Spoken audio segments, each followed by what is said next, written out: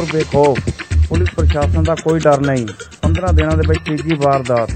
देखो किस तरह मोटरसाइकिल चोरी करता हुआ चोर मोटरसाइकिल समेत फरार। देखो कैमरे दे विच कैद तस्वीरां।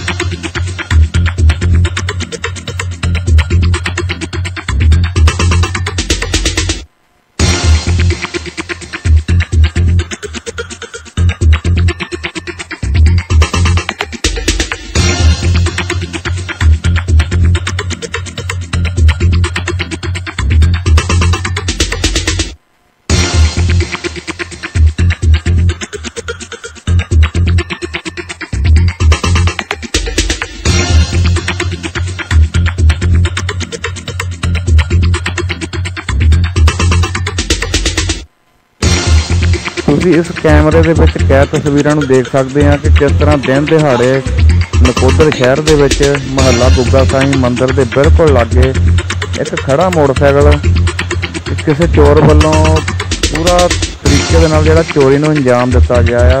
मोटरसाइकिल चकदा आ, किक मारदा, स्टार्ट नहीं हुंदा।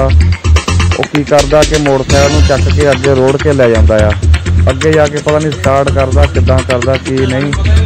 तो ये बारे कुछ नहीं पता लग्या। पुलिस प्रशासन के कोल जिहड़ी रिपोर्ट दर्ज करा चुके हैं।